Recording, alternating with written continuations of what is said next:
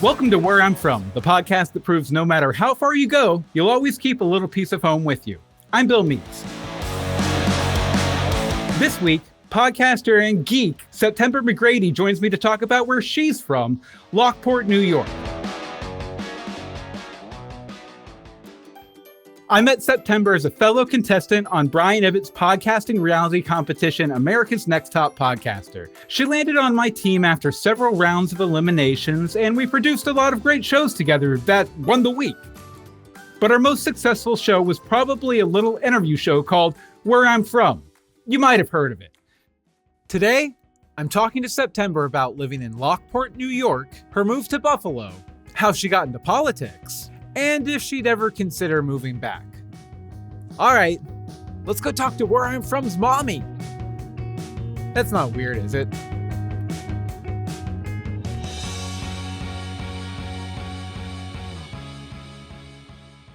How you doing today, September? I'm not as cool as Ali Spagnola, but I'm okay. I actually got a comment because I did like a season 1 sampler platter, and I included a little bit of our Ali Spagnola demo episode that we did for America's Next Top Podcaster. And I got someone commenting like, I never heard this episode. Where was this episode? I'm like, it's on the RSS feed as the trailer because that's all I had to start out. You know, I'd say you're at least as cool as Ali Spagnola. No, in general. I don't know. She inspired me to get a little cooler. I will say that. Yeah, Ali's a lot of fun too. If you've never listened to that episode, listener, go back and listen to it. It's the first one on the feed. I've kind of broken this episode up into a few different parts. We're going to start with your hometown, your main hometown of Lockport. So what was the general vibe like growing up in Lockport? Lockport is a small town. I always think like I ended up in a town I live now in North Carolina that is very like Lockport. And how in the world does that happen, right? And probably the way my parents decided, right? I'm in the burbs, so I'm a little more rural-ish because there's just more cows. But the kids in the school and the yard and, you know, those kind of things. But not much going on there. What kind of things did you do for fun, you know, growing up there and everything? I built forts in the neighbors' yards and in the wooded areas around us and went and, you know, secretly built fires. And did you ever find anything weird or cool in the woods? Just these little, really weird thing was little stone walls that I don't know how long, like, I know the Underground Railroad at one point went through their homes in Lockport that were part of it. And they had to wonder what kind of, you know, paths were created or marked in that way. Like no one knew the origin of these walls that were just decrepit in the woods. Who knows how many hundreds of years old. The house I grew up in West Virginia had walls like that too, just like stone walls stacked and everything. I had heard the ones next to me were from the Civil War. Like it was like a battleground or something. And like the wall that was kind of holding up the hill was where they would like, you know, duck down and reload their guns and everything. Yeah, I always wondered that kind of thing, but I don't know that it went that far north with that kind of battle. What do you do when you go hang out in the woods? What kind of activities do you get up to besides starting fires, of course? Fires was a big deal for me because I'm really good at it. And, my neighborhood is mostly boys. I used to have a bunch of girls across the street and some next door. And at some point, all the girls in the neighborhood moved away. So it was me and like and my sister and a whole lot of boys. And we all go up there and we're trying to make bows and arrows out of, you know, weeds and sticks and that kind of thing.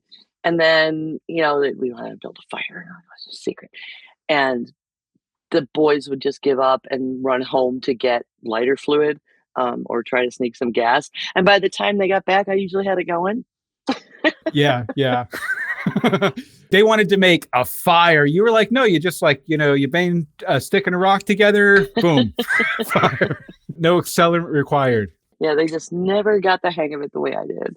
And we'd build forts, and that's another thing. Like, I don't know, I had to teach them how to use a hammer properly somehow. Although I also taught my husband that many years later. Like, you don't hold it up there on top, right? But fulcrum people, right? Let it do the work. You're going to hurt yourself in so many ways. But my mom wouldn't let me build a fort. But we built a fort next door. The neighbors did. And I decorated it with, I used to belong to the Kiss Army fan club when I was a kid. Oh, wow. I used to go as a different member of Kiss every year for Halloween for a while. So I had all these like 8x10 photographs from that. And I had a bunch of stuff. We were big hockey fans. So this fort was decorated with like Kiss and like the French Connection, like old Sabres picture. Nice. So you were what is it? Knight in Satan's service. You were a fan of Kiss. That's not. That's baloney. But I was a big. Well, I grew up Baptist, so that was like the going like propaganda line. Yeah, it's Knight in Satan's service. Like they're demons. Look at them. Yes, one of the earlier satanic panic things. Like Jordan, my next door neighbor, got D&D. Like the original in the plastic bag, little paper books with the dice you had to rub the crayon on to make the numbers show up. But I think I only ran it like once and then didn't play D&D for another 30 years or something.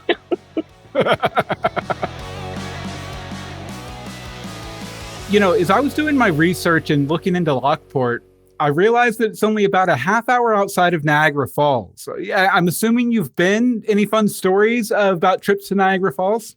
Yeah, I've gone a lot. Like I've gone to where I take it for granted. And so when I visit home, I don't even think to go there. I used to work in Niagara Falls for a while. The Canadian side is so much nicer and cleaner. I'll say that. I can imagine.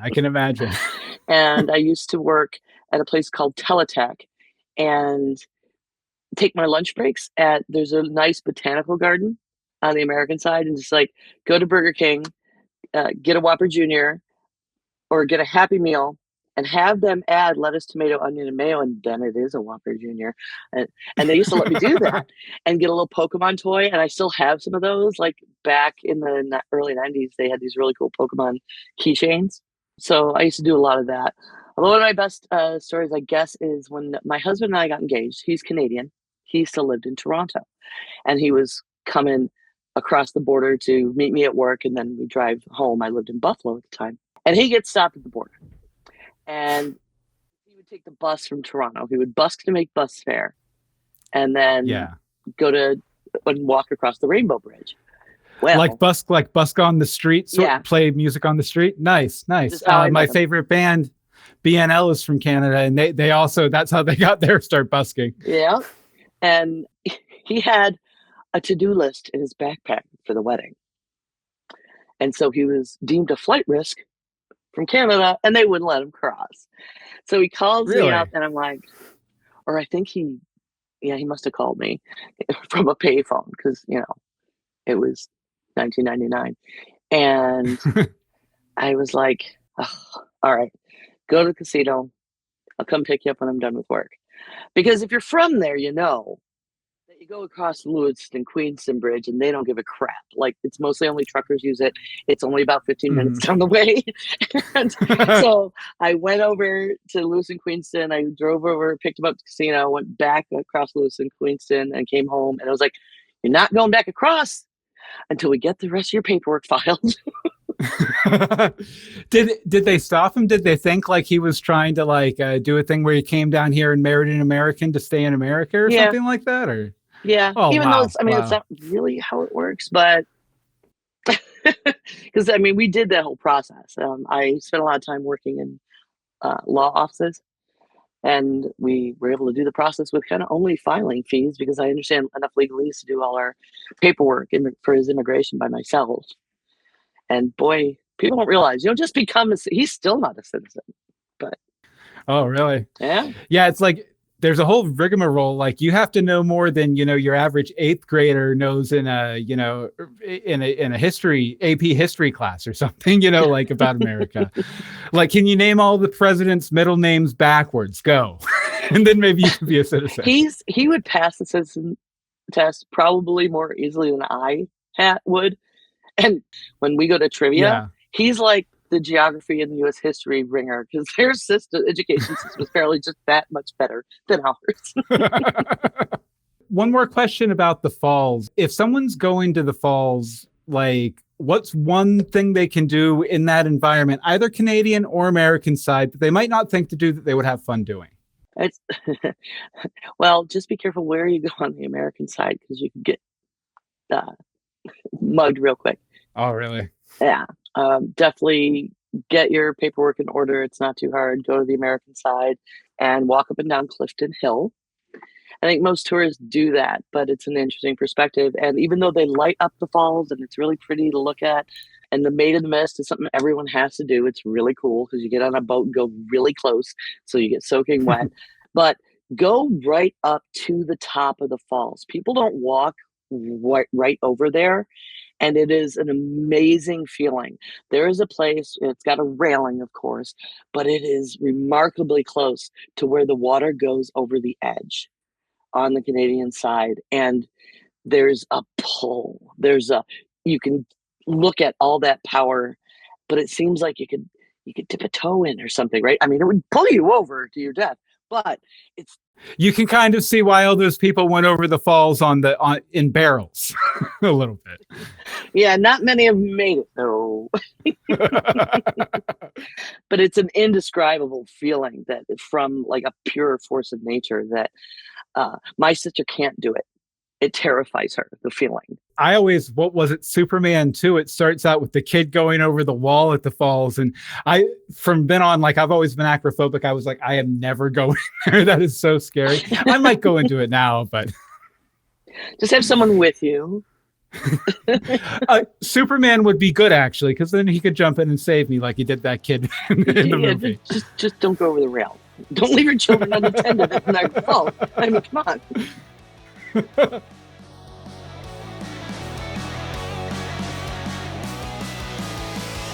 So, growing up in Lockport, were there any teachers that had a profound effect on you? I was in way earlier, third grade in Lockport at St. Mary's. I went to Catholic school for a long time, and Mr. Raymond was this amazing. It was a bunch of nuns, and then like Mr. Raymond. In retrospect, I think there were a lot of things. It was somehow a safe space for him, and he gave me so much art. And it was just a regular third grade, all classes, all day there, right? But he had this punch system where he would have this little alcove in the back corner of the room, and every week change out the art pieces. And like Monet's and Renoirs and Van Goghs, and a little bit about them. And at the end of the week, he would give a little quiz, and it wasn't a grade. It wasn't really part of the curriculum, but you would give a quiz and you would get rewarded these punches. And then you could he had like a little store where you could buy stuff with your punches and a card. And I learned so much about art. And when we read about Don Quixote, he included playing the record from Mancha in the classroom and talking about it. And it just really had a profound effect in encouraging me toward art and positive reinforcement, and how that works so much better than negative reinforcement, especially in an environment with a lot of nuns. And I just never forgot him. It sounds to me like his technique of yes, there's art, there's education in that art, and we're going to try and, match that up by the end of the week and everything, but it wasn't a have to. So it was like a fun thing that you could do outside of your classwork that you were getting graded on, right? Yeah, and it was just fun. You didn't realize how much you were learning. And that's a good trick for kids, I guess, right? You trick them into learning things. So you said that kind of unlocked an interest in art, and what have you done with that interest in art? Well, I used to write a lot when I was young, and it's funny because people I lost touch with from when I was a kid and when I was a teenager and when I was a 20-something, 8 years later, things like Facebook happened, and they're like, what have you been writing? It's the first thing they would ask me, and I'm like, wow, I had kids and I just stopped, I don't write anymore. I don't make jewelry anymore because you can't have little beads in the house with little kids because they would choke and ruin everything anyway. But then, you know, when I a few years ago, the kids got bigger. I got involved in politics when we first moved to North Carolina, kind of as a we didn't know anyone here, and the kids were little, but it was a doing something excuse to replace the social life. As a father of three, I understand that situation. Yeah, and then I quit that. I don't know, about 5 or 6 years ago, because I wanted to refocus on creative endeavors, and podcasting being one of them. Like, I'm enjoying this. It is a creative outlet for me, and I want to focus on that instead of volunteering all my time and treasure, or even I don't. My husband makes enough. I don't need to have a job and get paid, so I don't need to take these gigs. You know, in politics. I mean, I've had some cool ones. I got to work with David Byrne, but Talking Heads, David Byrne? Yep. Second time he's come up on the show. Toplowski was the first. Oh, wow.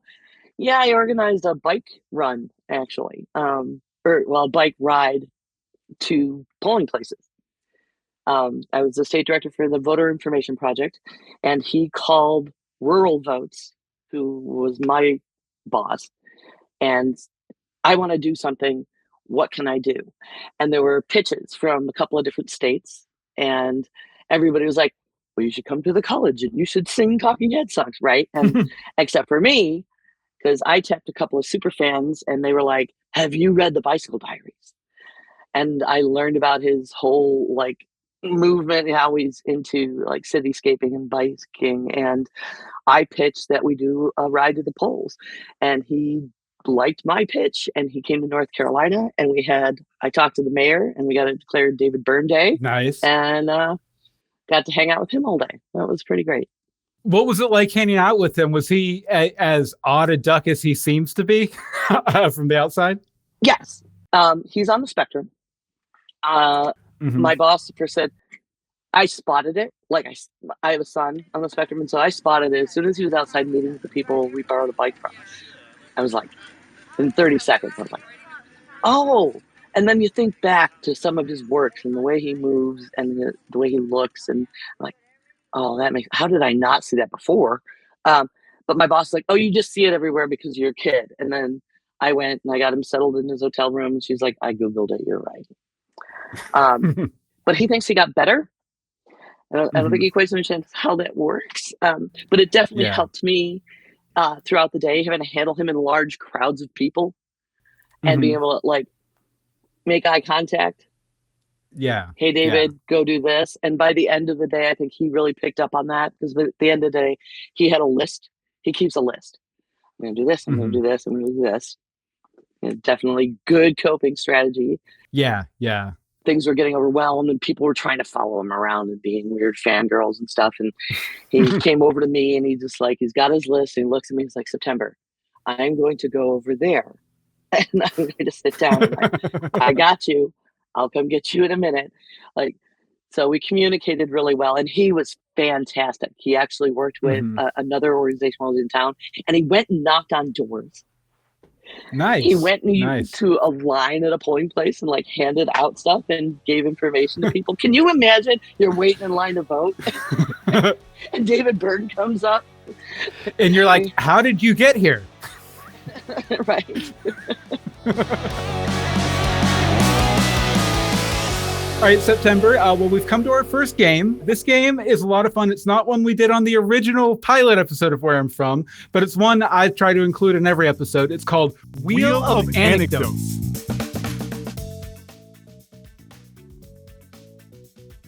Now, for Wheel of Anecdotes, I'm going to give you a suggestion, and your challenge is to respond with a short anecdote from your hometown. The shorter, the better. Make sense? Sure. Okay, so first up, the Lockport Locks. I used to sneak over the railing down the wall and hang out next to it so I could actually see what a towpath was, because that was the name of my school newspaper. What is a towpath?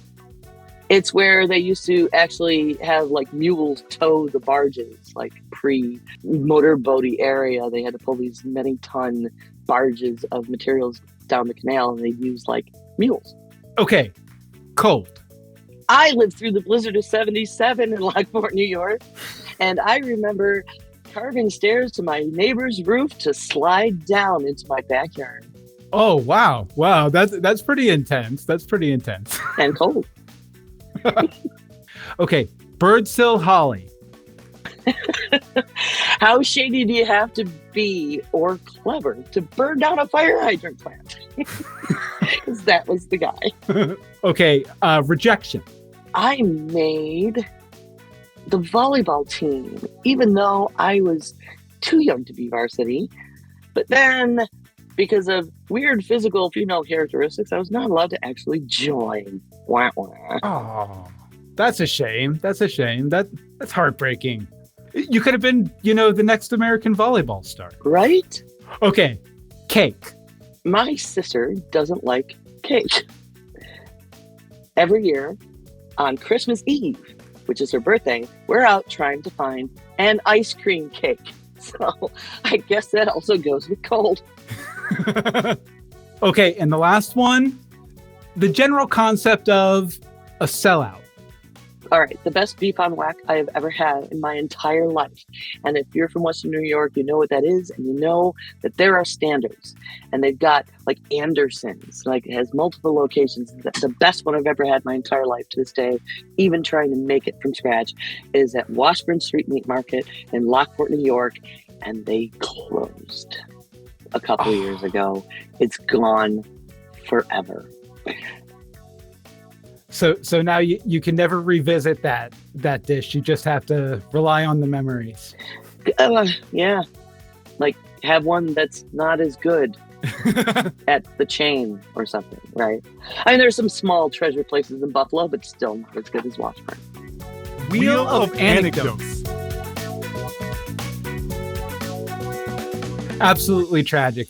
Absolutely tragic, which is why, even though I scored you very low on every one of those answers, you still won September. Congratulations. And what you've won is an ad break. So we're going to take a quick break to listen to this sponsored message from Streann Studio, and then we'll be right back with September. Where I'm From is brought to you by Streann Studio. That's STREANN Studio, the web app that puts you in charge of the live show. Streann Studio allows you to take your streaming game to the next level by allowing you to stream to multiple platforms at once. If you want to go to Twitch, if you want to go to YouTube, you can stream to all of those platforms at once, get feedback from your audience, and most importantly, it puts you in control of the show. Now, Streann Studio has several packages that work for just about any type of broadcaster. From the free plan, where you can stream with a watermark, all the way up to the gold plan, where you can have up to 8 guests. You can stream to as many social platforms as you want. You can get a web link to share your show with external audiences, and you can even get an iframe so you can embed your live stream show directly into your website. Hey, I love Streann Studio so much, I'm using it to produce this show. I want to thank Streann Studio for supporting Where I'm From, and you can give this fantastic software a spin and support Where I'm From at the same time. Just head over to our website at billmeeks.com/whereimfrom and click on the Streann Studio banner so they know we sent you their way.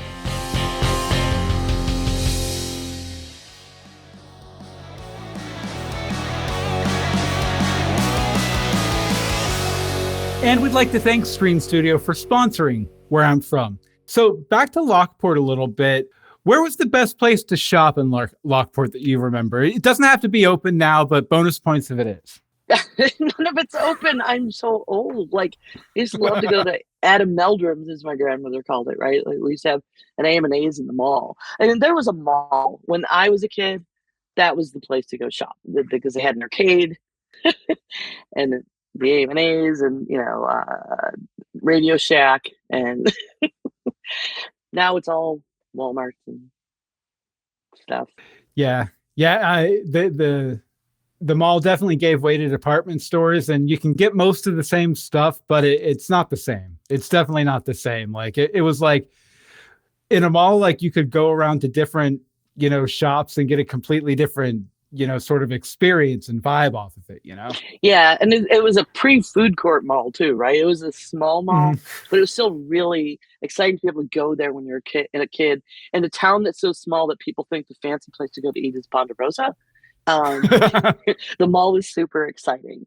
They do have a place there now called Runnings, which is a lot of kind of outdoor camping stuff. Like my dad is in love because he doesn't have to go to Buffalo to get grinders and stuffers and stuff for, making sausage and stuff like that we do. Because I'm a little a redneck geek, apparently. Was the making sausages thing, was that something that went on when you were a kid too? No. Well, it went on. I wasn't involved. My parents got divorced when I was young, and I used to go visit on the weekends. But Dad, he would take like his stepson hunting, and I think he was being really misogynistic about it. Like he didn't take me hunting. I would love to have gone hunting, and I grew up like always having venison in the freezer, but he never involved me in that stuff until a couple years ago. I got some recipes and I started doing it myself. And now he's so excited to talk about it. Like he nailed me a slicer and a stuffer. And like, I'm carrying on the family tradition. And I wish I had been more involved when I was young. Well, that's nice though that you're kind of circling back around here to get involved with it. It does kind of suck though that his mentality was kind of like no girls in the deer stand kind of thing. Kind of, yeah. And like my stepbrother bow hunts, and my sister's boyfriend, he bow hunts. A lot of bow hunting because you can go earlier.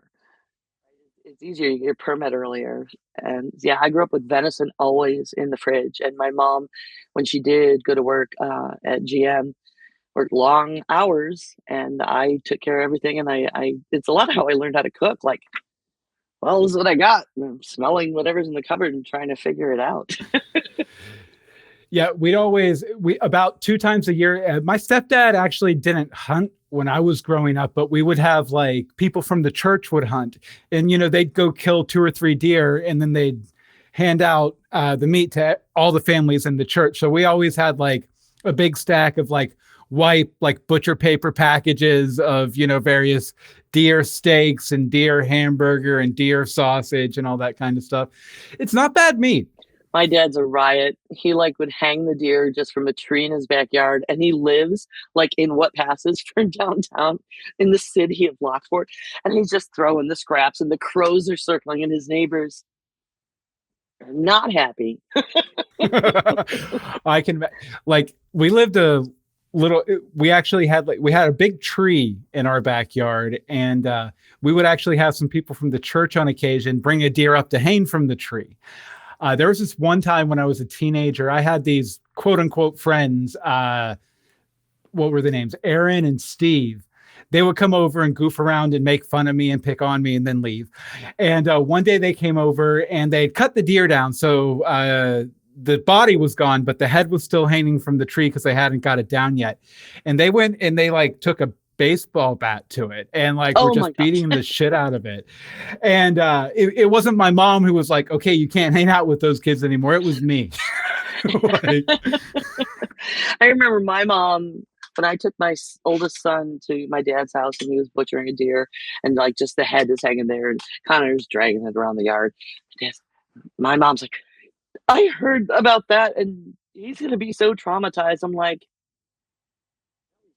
he knows where his food comes from and he can make those decisions himself. Like, am I supposed to hide it? Like, I can't hide it. There's a deer hanging from a tree.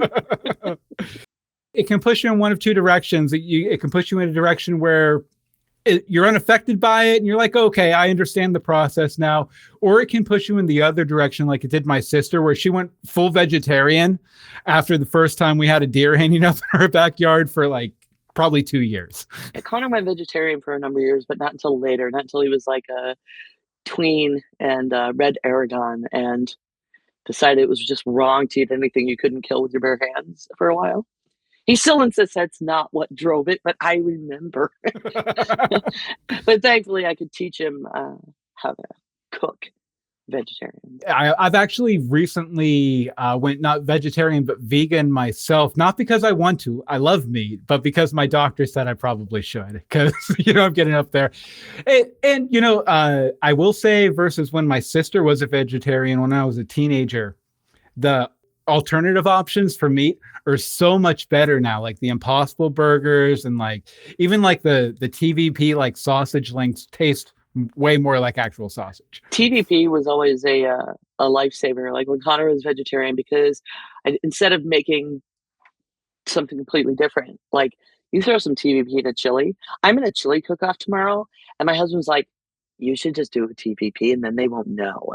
Because I used to do that. I used to go to Democratic Party potlucks and make shepherd's pie and just use TVP because it's just got a great texture when it hydrates. And like, they're like, "Oh my god, it was so good! Like, can I have the recipe?" I'm like, "Oh, did I forget to mention? It's got TVP. It's vegetarian." They're like, "Really? Yeah. Your doctor will thank me because they're all seniors too. They should definitely be leaning that way." Yeah, that's like once you hit about 35 or 40, that's what you start hearing. Cut out the red meat. Cut out the red meat. White meat if you can, but definitely the red meat. I think I eat more red meat now that I'm older, but it's because I can actually afford it now. So trust me, if I wasn't trying to, stay kicking around for a couple more years, I would not be going away from the red meat at all. I love it. And I think the thing that I like most about it is that you can taste the suffering of the animals with every bite. And it's just like, it just fills you with joy. Sure, you're not talking about pork?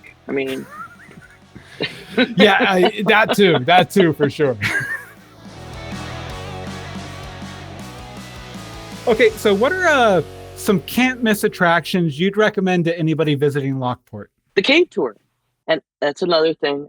We did not have a lot of money growing up or babysitters or anything, but I always heard about it. And then a number of years ago, I was visiting home, and I actually went on the cave tour, and it's really, really neat.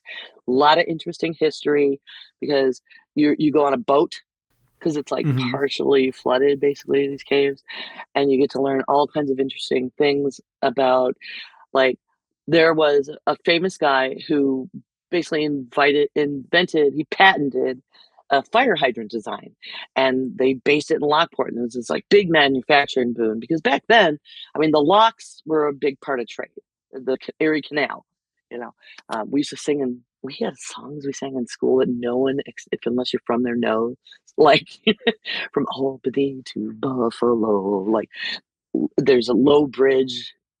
It's like, low bridge, everybody down. Low bridge, because you're coming to a town where you always know your neighbor, you always know your pal. It's 15 miles on the Erie Canal. So nice. Very nice. Hold on, let me give you there you go. And yeah, they had this big factory because the manufacturing, you get everything in and out. And a few of these fire hydrants still exist today around the country. And then he had some shady personal business. They don't mention that on the tour. I learned that in my own research. But the weirdest thing, it burned down. It was tragic. Like, people died and workers were lost. But it was like this huge, the biggest fire anybody had ever seen, right next to the canal. But it's a really, really neat thing worth doing that.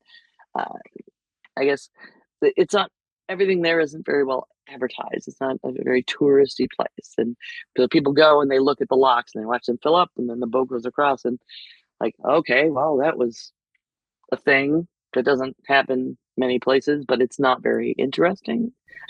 That was a process I observed accurately with my full attention. And now what are we going to do? Yeah, the cave tour is way cooler. Now, September, you kind of mentioned it a little bit earlier, but you've been involved in local politics a lot in your adult life. Did you ever get into the political scene of Rockport? No. No. No, I did not. When I lived in Buffalo, I went to a few, marches and things, but not actually involved in politics. I didn't understand it the way I came to as an adult, and I'm kind of glad I didn't, because they're really weird there. It's in New York, but it's very conservative. Like, my sister went to a job interview and they asked her how she was registered not long ago. Mm, mm. Mm. Yeah, which is a big no-no. Big no-no. Mm-hmm. You know, a lot of people think New York, they think New York City, and they're like, oh yeah, like the liberal Holy Land or whatever. But once you get out of the city proper, it reminded me a lot when I visited upstate New York and everything of West Virginia. You know, it's very, very rural, and there's a lot of good old boys and that kind of mentality. Yeah, and people don't know the difference. It's like you're from New York. Whenever you move somewhere else, it's like they think you're from New York City or upstate. Mm-hmm. Like, wow, Yeah. no. So I would say Buffalo or Niagara Falls, which are kind of equidistant from Lockport. Like it's a suburb of both, really, because then people have at least a grip that they don't know Western New York is a thing, but then they go, oh, so it was like 3 feet of snow all the time? No, no. Although, that is something in my research that popped up a lot that, they do get quite a bit of snow up there. Did you ever have any close calls in the snow or anything? Because I grew up in the snow and I hated it because it felt like anytime I left my house, I might drive off the side of the hill. I mean, you slip and slide around. I feel like I'm an excellent driver due to that. I mean, you learn to drive that way, right? You go out in the mall parking lot at night when no one's around and you do some donuts and you learn how to turn into things the right way. I've driven through some serious stuff. Those are my, I guess, biggest close calls, but I loved it. I still get homesick for snow. Seeing digging out of there, you've got so much to dig in some of the bigger storms I've been in that you can't get anywhere, but the neighbors all come out and dig because like the guy who runs the barbershop in the corner, the little man, has to get home. He doesn't have any of his heart medication, right? And everybody like will just pitch in and start shoveling and get him gone before the travel ban hits, and then collate like, okay, you go to Wilson Farms and get some beer. I've got some scotch. I've got some whiskey, and everybody is like has a party and takes care of each other while we're snowed in. It makes for better neighbors having like you can get on the bus in Buffalo or walk down the street and people will look you in the eye and people will say hi. So it's got a real small town feel because you never know when you might need to be rescued.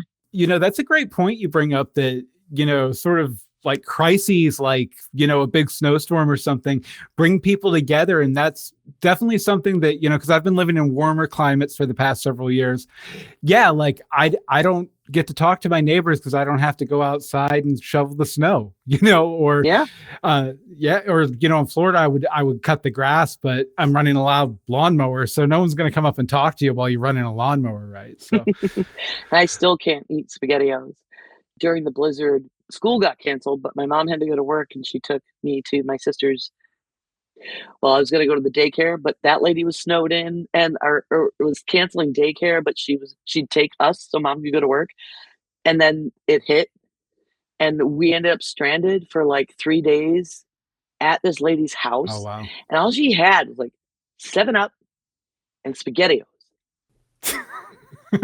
Ate that for like 3 days and the smell, like just trauma. Eventually my mom like had a friend who had a truck with a plow on it and came and got us out. You eventually relocated to Buffalo from where you were. What was that transition like for you? Oh, it was a whole wonderful new world. I was in a city. Like the first time I moved to Buffalo was when I went to college. I went to upstate and like public transportation. Like I can actually just go places, right? Instead of having to go like 10 miles on a bike. Without a car. Yeah. Yeah. And I didn't have a car until I was, I don't know. It was when I lived in Florida. So like 21. Yeah. So it was interesting. I had a little homeless time. I couch surfed. But I'm glad I had the experience. If you have a good social network, it's not that bad. Couch surfing and stuff. I used to be the guy on the couch that like you'd go over to a friend's house and there'd be a guy sleeping on the couch that fell asleep way earlier than everybody else. That was me. Yeah. Me and one of my roommates, we used to have parties to like pay rent and to buy diapers for her baby, right? Like, but we'd have parties and take back all the empties because we were just hosting and people just bring stuff and then they leave all the empties and like that's cash money in New York. So, Oh yeah, creative way to make a little scratch. And I went hard on theater for a little while when I was there, which was I thought I was going to go to school and become an engineer or a psychologist. And then, no, I just spent all my time in the theater department. I had started a little theater in high school and dragged some friends into it. And then they were doing theater at upstate. So I spent a lot of time doing that. And that opened up a whole new thing. Did you say you just did tech, or was it like, did you do acting too? Did I never got any parts. Like in high school, I always end up in the chorus. And then in college, I mostly end up doing house. I'm really good at that kind of organizational management, as you know. Yeah, absolutely. Getting the things done. And so, yeah, I would end up in house more often than not. But it was a lot of fun and made a lot of good friends acting. And I used to do a lot of improv.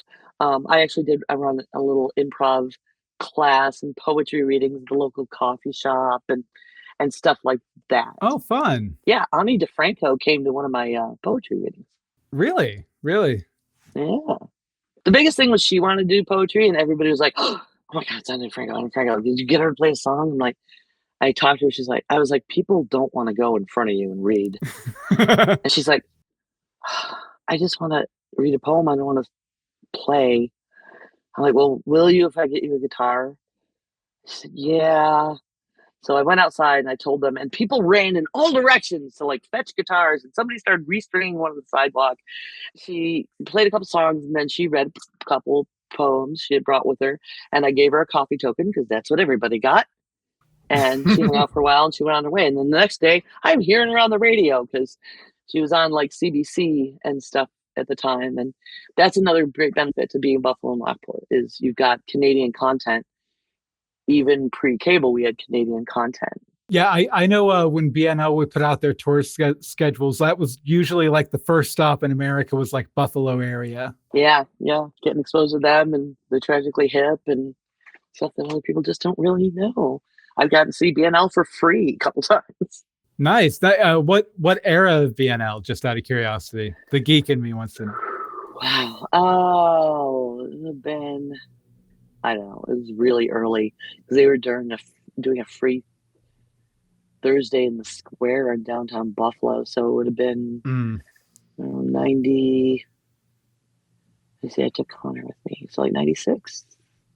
96. Okay, 97. so like born on. I probably saw them about 10 years before that at in Niagara Falls because they did there's a festival that's right on the border, the Friendship Festival, but I don't remember when that was. I was probably that was probably 40 years ago. Geez, I was a teenager. Oh wow. Well, we'll go ahead and because this could very easily become a Bare Naked Ladies fan podcast. Yeah. I think we're going down the there, but yeah. Yeah. Did they have any did Crash Test Dummies have any songs that didn't use like the deep voice stuff all the time? Voice. He always used that voice. Yeah. I do a cover of that song. Oh, do you? Very nice. It works with a female voice. It's a great story. That yeah. Mm-hmm. So, because you do a lot of karaoke, right? A bit. I've been hosting it recently. I think I might have lost that gig, but that's another story. But yeah, I really like hosting it and I like attending it when I can. I can't sing as much as I used to. I had vocal cord surgery a few years ago. So I'm relearning my instrument. Yeah, I've always been a big fan of karaoke. I wish I had more opportunities to do it now because I used to be like a 2-pack a day smoker. So I would go in karaoke, but I had a 2-pack a day smoker's voice. And now that I'm not, I'm like, I have a much better voice now, but I never get to show it off. Better's relative, man. I had that surgery and my range has changed. I can kill some Joan Jett. Yeah, you just changed the covers that you do. You've been in North Carolina, right, for about 20 years now. Do you ever feel the urge to move back to Lockport or Buffalo or that area? Yes. Yes. Yes. And I don't know what it is. Maybe it's because of autumn being so beautiful there. It seems it always hit me around October. Like some years I get so homesick that I just cry. I Hmm. There's so much about it that was formative to me, from, creative stuff to role playing games to, living in a climate where people have to pay attention to each other. Mhm. But my husband would never go for it. And the kids, grew up here. Yeah, he's Yeah. from Prince Edward Island. Yeah. He would never go in the snow again if it's up to him. So we're stuck here for now anyway. But I do like to go visit. Yeah. Oh, so you do have people up there you get to go back and visit and everything? Hmm. Yeah, I was up there in July. I mean, that was for a funeral, but I also went camping. There's a group of my friends that I used to go camping with for a week every summer for years, and they still do it every year, all these years later. And it was going on the same week I was up there. And so I stopped for a few days at Brushwood on the way back and camped out with them. And it was very healing and wonderful. I love doing that kind of thing.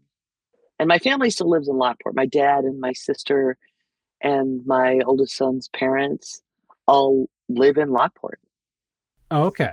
So you probably still keep sort of a ear on the local gossip a little too, since you have so many people there. A little bit. I mean, more with Buffalo actually, because that's where my friends are and the communities that I was a part of.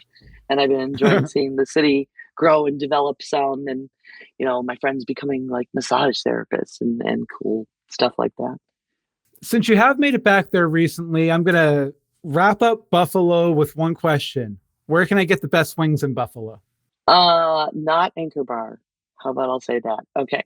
I know it's where they invented. They're terrible. Lenova. Okay. Lenova Pizza and Wings. It's on the west side of Buffalo, between Richmond and Grant on is it West Ferry? I forget the name of the street. But anyway, as soon as you get near there, you can smell them blocks away. They have fantastic wings. Your regular standard hot, medium, mild, but they also do this thing where they have barbecued wings that they then char grill. Ooh. That is, I crave that. I have to have that when I visit food. And Alton Brown trashed on buffalo wings famously years ago and got a lot of hate for it. And he recently went back and went to every place not every place, but where the experts told him to. And he agrees with me. Lenovo was it. So even if you hate wings, Lenovo is where you should go. Give them a go. Lenovo. Yeah. Lenovo. And sorry, my computer's Lenovo. Right. Not computers. Right. This is like old Italian guys making the food. Nice. Well, September, it's been great having you on today. I'm so glad I finally was able to have you on. I've been meaning to for a few months, and it finally all worked out. Where can people follow what you do? Well, the easiest thing to do is go to 9of12.com. That's NINEOF12.com. Most of the links to my projects are there. There's one I'm missing, I realized today. But if you go to twitch.tv and search for Searanex, it's SEARANEX. We do part-time gamers on his channel, and I'll actually we record Sunday nights at 9:30 Eastern time in the evening. If you want to come watch us record live, but the links to actually finding that show are on my page. All right. Well, thanks again so much for coming on, September. Now, you out there listening and watching, if you like the show, please consider going over to Apple Podcast or wherever you get your podcast and leaving us an honest review. You've joined September, actually. She's left one on there. And it's just a great way to kind of get the word out about the show, and give us a little street cred. You can also find links to the video and audio versions of the show over at billmeeks.com/whereimfrom, all one word. You can watch us record the show live at our Facebook page, Where I'm From Podcast, or at youtube.com/@BillMeeksLA. Now, if you want to come on the show and tell me about where you're from, or you want to react to something me and September talked about today, go ahead and shoot me an email, bill@billmeeks.com. Well, that does it again for this week. Join us next time when we talk to somebody else about where they're from. See you soon.